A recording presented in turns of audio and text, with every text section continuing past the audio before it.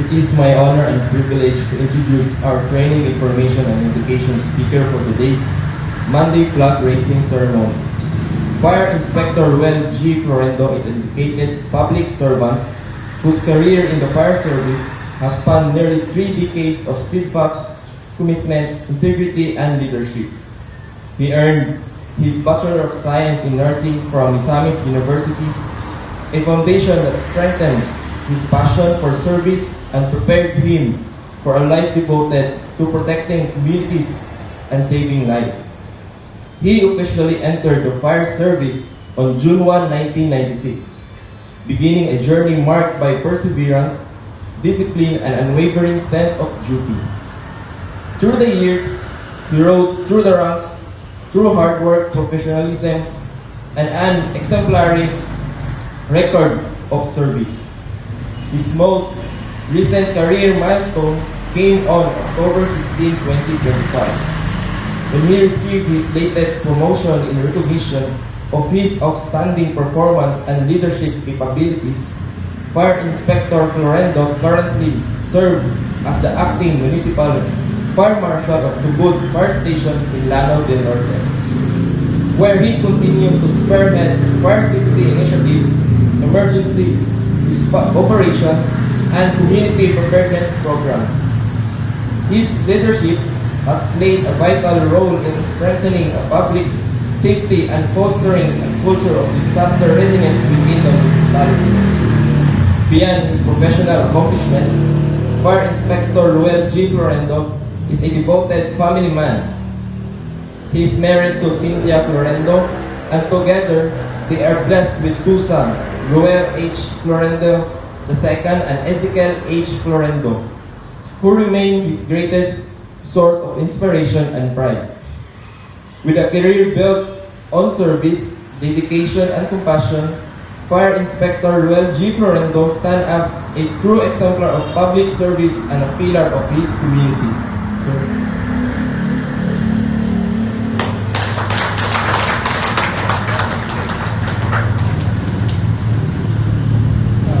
Thank you very much. Nice introduction.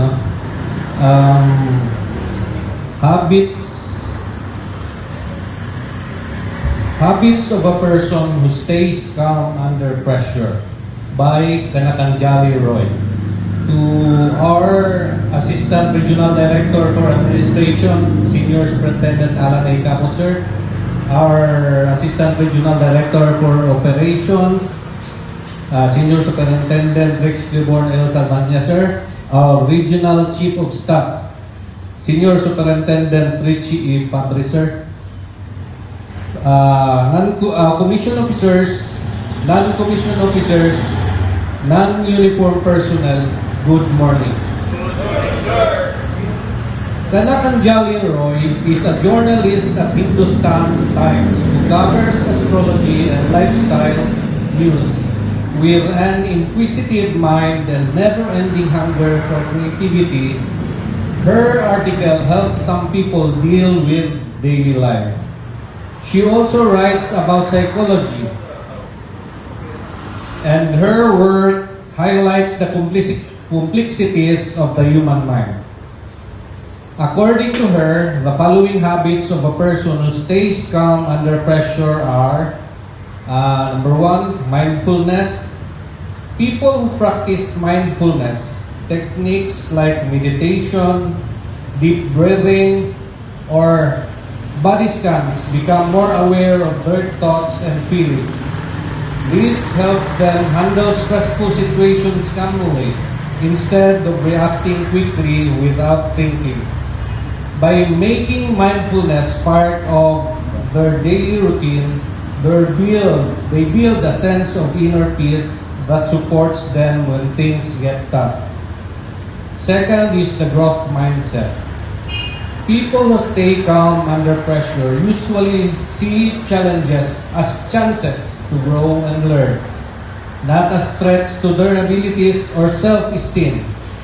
This way of thinking, called the growth mindset, helps them embrace difficulties, stay positive during setbacks, and focus on effort, improvement, rather than thinking their abilities are fixed.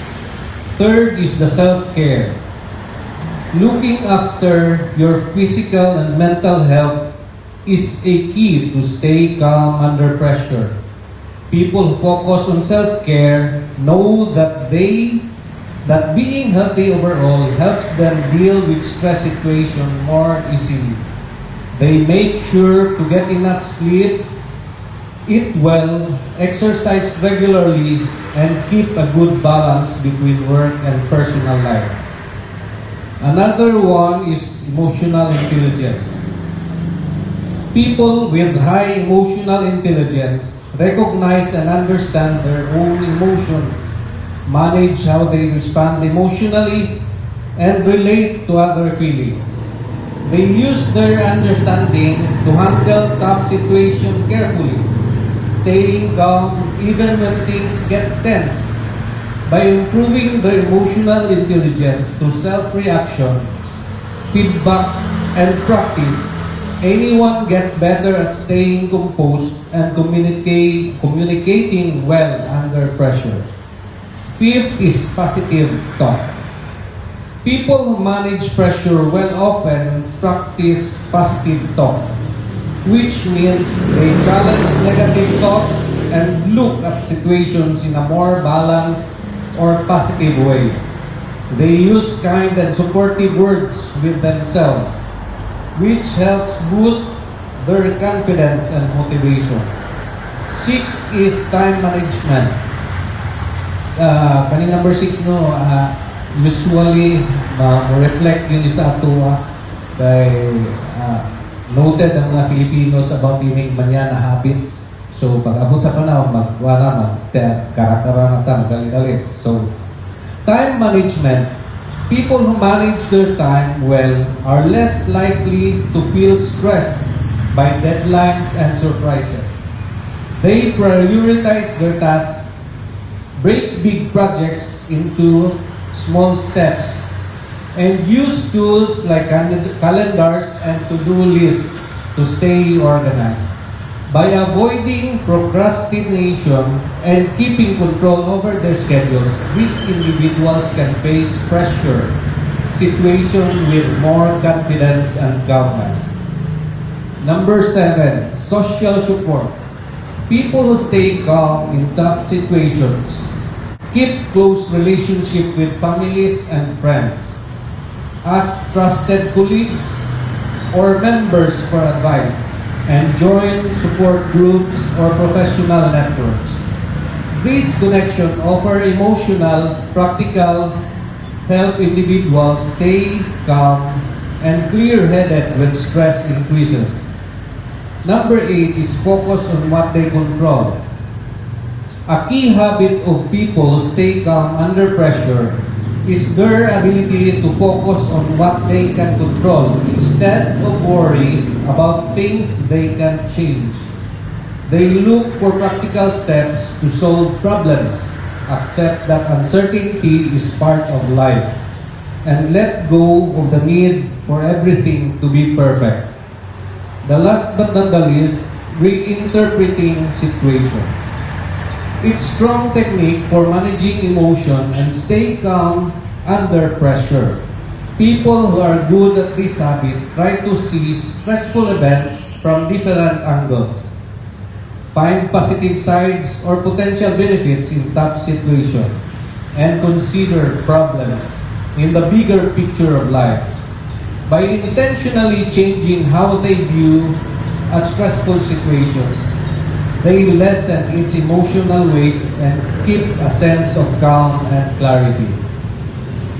Why is staying calm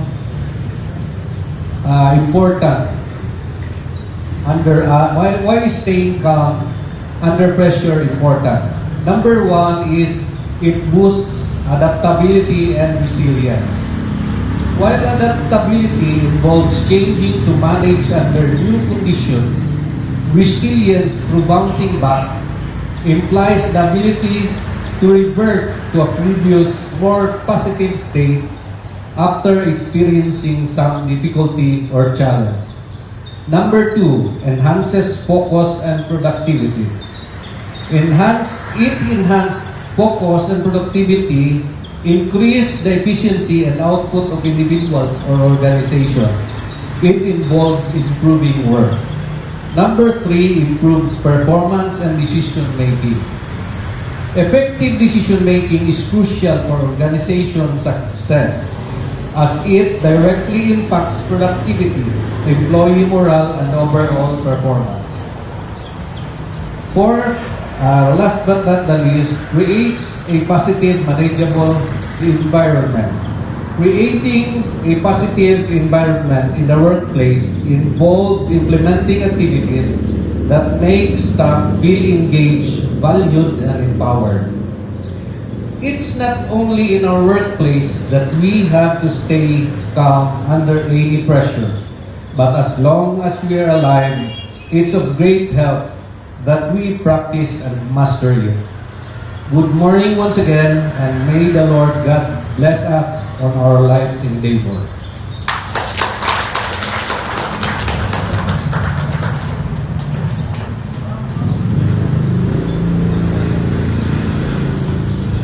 Thank you for the inspiring message, sir. At this juncture, may we call in our Assistant Regional Director for Administration, Fire Senior Superintendent Alan A. Cabot, sir, to award the Medalya ng Papuri to our speaker to be assisted by our Assistant Regional Director for Operation, Fire Senior Superintendent Rex Clifford L. Sanvalla, sir. Citation reads, Pursuant Regional Order Number R10 RAWT 2025-114, this Medalya ng Papuri is hereby conferred to Fire Inspector Well G. Florendo, Acting Municipal Fire Marshal of Tugul Fire Station, Lanao del Norte, for his insightful contribution and commendable performance as a true information and education speaker during the traditional Monday flag raising ceremony held on December 15, 2025 at the BFP Regional Office 10. Given this 15th day of December 2025, at the Office of the Regional Director, BFP 10, Gomamela Extension, Carmen, Cagayan de Oro. Signed, Romel C. Tradio, Fire Chief Superintendent, BFP Regional Director.